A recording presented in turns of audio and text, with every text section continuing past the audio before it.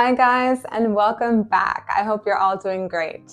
Today's discussion will be on following your own direction and daring to do so. So go ahead and get your mat and let's talk about it.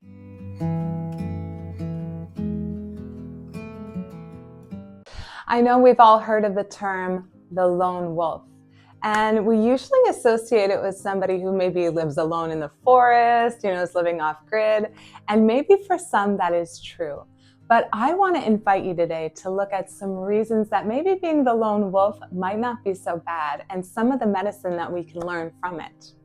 We need to first understand that we are by nature pack animals, right? Herd animals. And with that understanding comes an awareness that we don't just belong to the pack, but we usually follow them as well. We adopt their behavior, right? A pack can be protecting, but a pack can also be enabling. And a pack doesn't just make excuses or exemptions for us, right? But us for them. And that's not always healthy.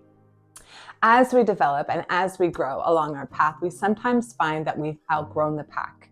So stepping away from people and places that you've been attached and connected to, right, is never easy.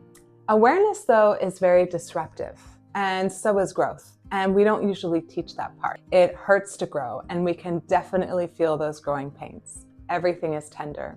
If your path has brought you to the understanding that you've outgrown your environment and you're taking those steps forward, then I would just like to hold space and encouragement for you.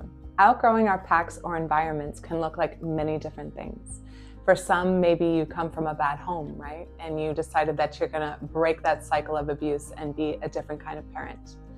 Maybe you're wanting to go to college and nobody in your family has done that before, and so you feel vulnerable, right? You feel uncertain. Maybe you want to break an addiction that's followed you and your ancestors, right? Maybe you want to have a healthy relationship with your partner, but you haven't really seen one, okay? You're not alone.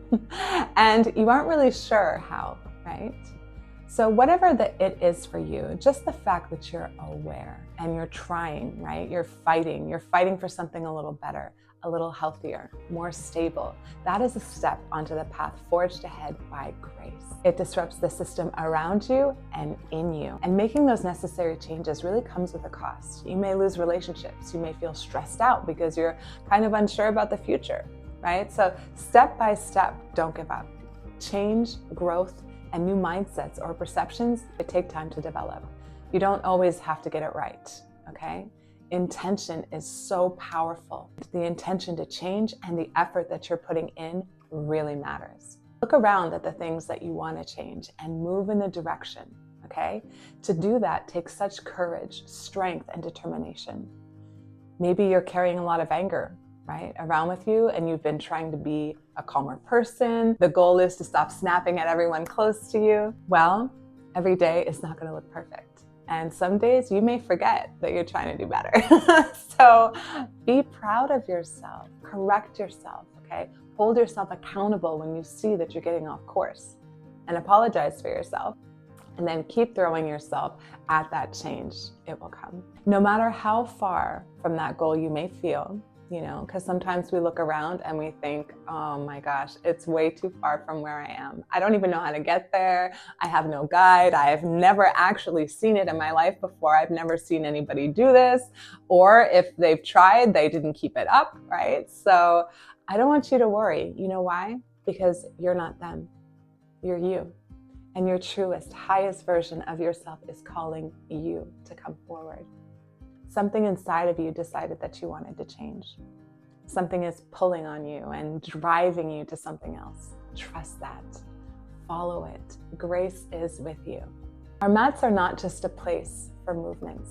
Our mats are a place of stillness, of reflection and encouragement of the spirit.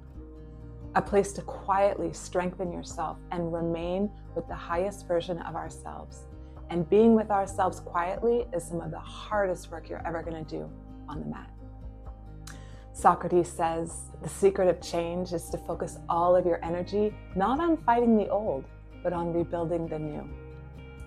So guys, although we want to learn from our past and we want to grow from it, we can't do much about it to change it. We have to focus on what can I do today that helps me stay positive and stepping in the right direction. You've got this, guys. So much love and a ton of encouragement. You are not alone. Namaste.